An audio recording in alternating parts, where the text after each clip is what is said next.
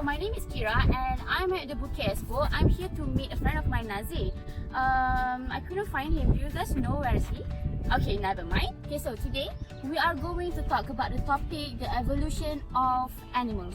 So all the animals are multicellular and heterotrophic. For example, fungi digest their food externally and absorbs their nutrients, while animals ingest whole food and digest it internally. So animals have a variety of life cycles. Many reproduce sexually, some asexually, and some combine both of their life cycles. Many of them also have a diploid life cycles, and all the animals are descended from a single ancestor. Okay, so they are divided into two categories, vertebrates and invertebrates. So now I'm going to talk about the common features of animals. Firstly, animals are multicellular, and all animal cells lack a cell wall.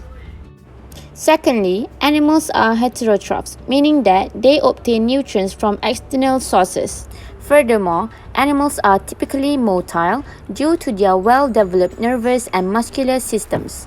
Last but not least, most animals reproduce sexually, beginning life as a two-end zygote, which undergoes development to produce a multicellular organism that has specialized tissues. Subtopic ancestry of animals. Animals are descended from an ancestor resembling hollow spherical colony of flagellated cells. Among protists, the choanoflagellates, which is a single cell of the flagella, most resemble the last single cell ancestor of animals. Okay. The transition from the colonial flagellate to multicellular animals may have begun by aggregation of a few flagellates.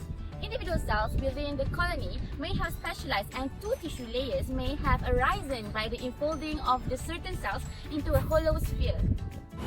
Remember that animal cells evolve from a single cell to multicellular organisms. The question is, how does a single cell become multicellular?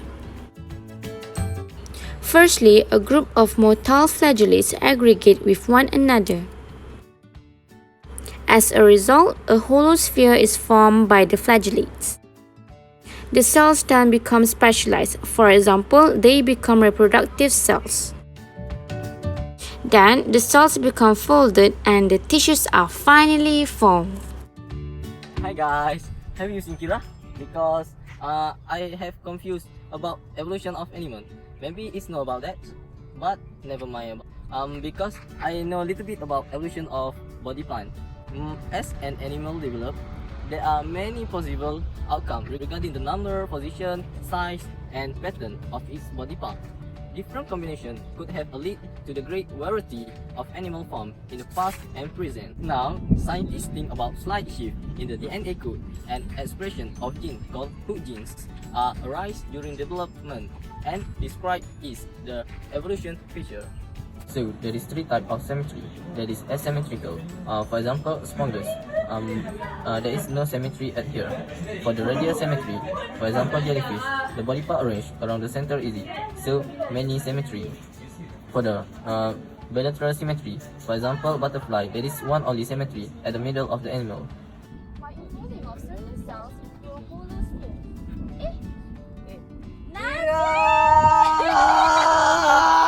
I've searched you for so long. Oh really? Yeah. Oh, now let's put our discussion. Okay, let's go.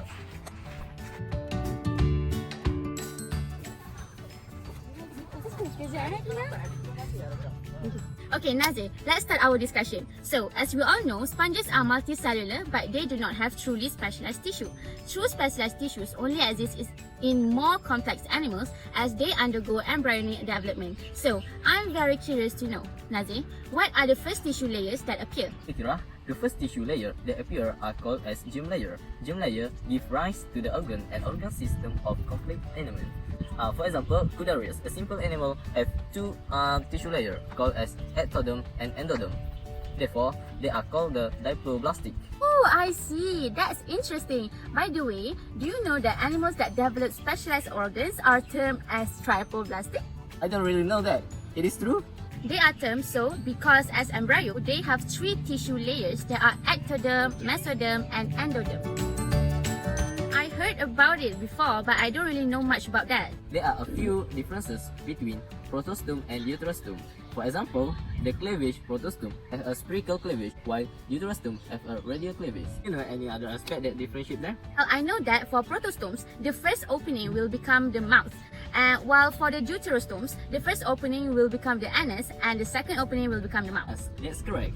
And another thing that we can look into is both of these things have a structure called column, but it is formed by different ways. For example, in the protostome, the column is formed by the splitting of the mesodome, while in the deuterostome, the column is formed by the outpocketing of the primitive ducts.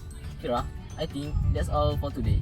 Okay, Naze, I think we are done with this topic of evolution of animals. See you later. I see the way you shine. Take your hand, my dear, and place them both in mine. You know you stopped me dead while I was passing by. And now I Therefore, they are called as diploblastic. Diploblastic.